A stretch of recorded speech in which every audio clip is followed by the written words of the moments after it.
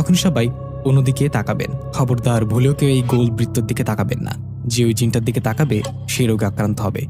এই বলে কবিরাজ কাজ শুরু করলেন। দোয়া পড়তে লাগলেন আর গোল করে বৃত্ত আঁকলেন। তারপর তার চারিদিকে মোমবাতি জ্বালিয়ে দিয়ে বিড়বিড় করে দোয়া পড়তে লাগলেন। সবাই ভয়ে গুটিসুটি হয়ে বসে আছে। কিছুক্ষণ এভাবে চলার পর হঠাৎ সবাই লক্ষ্য করলেন চারিদিকটা ঘন অন্ধকার হয়ে যাচ্ছে। সাথে সাথে শুরু হলো দমকা বাতাস। সেই বাতাসে বৃত্তের চারিদিকে থাকা মোমবাতিগুলো নিভে গেল। তখন সবাই কবিরাজের কথা মতো মুখ অন্যদিকে ঘুরিয়ে নিলেন। মোমবাতিগুলো নিভে যাবার পর কবিরাজ জিনটাকে কিছু বলার আগে জিনটা রেগে মেগে বলল, কেন ডাকছিস আমায়? তুই কি জানিস আমার শক্তি সম্পর্কে? তোকে সহ সবাইকে মেরে ফেলবো, কাউকে বাঁচতে দিব না। তখনই কবিরাজ বলল, কিন্তু কেন? এই গ্রামের মানুষগুলো কি ক্ষতি করেছে তোমার? জবাবে জিনটা বলল, আমি তোর কাছে জবাব দিতে আসিনি। তোর কি মনের ভয় নেই? যত তাড়াতাড়ি পারিস গ্রাম ছেলে পালা। এই বলে ভয়ানক একটা হাসি দিয়ে ঝড়ের বেগে চলে গেল জিনটা। জিনটা চলে যাওয়ার পর কবিরাজ সবাইকে উদ্দেশ্য করে বলল, সবাই ঘুরে তাকান, ভয় নেই, সে চলে গেছে। যা ভেবেছিলাম তাই, সে কোনো সাধারণ জিন না, সে খুব শক্তিশালী। কবিরাজের মুখে কথাটা শুনে সবাই বললেন, তাহলে এখন উপায় কি?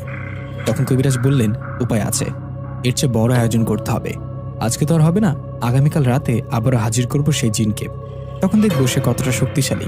কালকে ওর সাথে খেলা হবে। আমাকে আজকে রাতে ঢাকার ব্যবস্থা করেন কেউ। তখন মেম্বার বললেন, ঠিক আছে, আপনি আজকে আমার বাড়িতে থাকবেন, চিন্তা নেই। গ্রামের মানুষকে বিপদ থেকে মুক্ত হতে যা যা করা লাগবে, যতদিন লাগবে করেন। এই বলে মেম্বার সবাইকে বললেন, আজকে সবাই বাসায় যান, কালকে রাতে আবার সবাই আসবেন। এই বলে মেম্বার কবিরাজকে সাথে করে বাসায় নিয়ে গেলেন। সবাই যার যার মতো বাসায় চলে আসলেন। পরের দিন সকাল হতে না হতে চারিদিকে শোরগোল পড়ে গেল। সবাই মেম্বার বাড়ির দিকে যাচ্ছে। আমি সাগরকে একটা ফোন দিয়ে বললাম, এই সাগর, গ্রামের সবাই তোদের বাড়ির দিকে যাচ্ছে কেন রে? কিছু হয়েছে নাকি? জবাবে সাগর বলল, কেন, তুই কি শুনিসনি? আরে কবিরাজ তো নিজেই রোগে আক্রান্ত হয়েছে। ওনার সারা শরীরে ঘা, জ্বরের শরীর পুড়ে যাচ্ছে, তুই তাড়াতাড়ি আয়। সাগরের মুখে কথাটা শুনে অবাক হলাম। এটা কি হলো? কবিরাজকে গ্রামে নিয়ে আসা হলো এই খারাপ জিনটার হাত থেকে বাঁচার জন্য। এখন তিনি নিজেই সে রোগে আক্রান্ত হলেন। আমি কেন, গ্রামের সবাই অবাক। তাড়াতাড়ি করে মেম্বার বাড়িতে চলে গেলাম। সেখানে গ্রামের সবাই এসেছে। কবিরাজ বিছানায় শুয়ে আছে, উঠে দাঁড়াতে পারছে না। তখন মেম্বার কবিরাজকে জিজ্ঞাসা করেন, আপনার রোগ হলো কি করে? কালকে রাতেও তো আপনি ভালো ছিলেন। তখন জবাবে কবিরাজ বললেন, কাল রাতে সেই খারাপ জিনটা আমার রুমে এসেছিল। এসে নানাভাবে ভয় দেখাতে শুরু করে আর বলে আমি যেন গ্রাম থেকে চলে যাই। এভাবে কথা বলতে বলতে দুজনের মধ্যে তর্ক শুরু হয়। তখন জিনটা আমার উপর হামলা করে দুজনের মধ্যে মারামারি শুরু হয়। মারামারির এক সময় জিনটা আমার বুকের মধ্যে তার নখ দিয়ে হাঁচড় কেটে, আর আমি ভুল করে সেই জিনটার দিকে তাকাই। তাই আমার এই অবস্থা হয়েছে।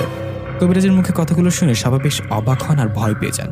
এর ঠিক 1 ঘন্টা পর সবার সামনে সেই কবিরাজ মারা যান। কবিরাজ মারা যাওয়ার আগে মেম্বার সাহেবকে একটা কথা বলে যান। কবিরাজ বলেন, আমি তো বাঁচবো না, এই জিনটা খুব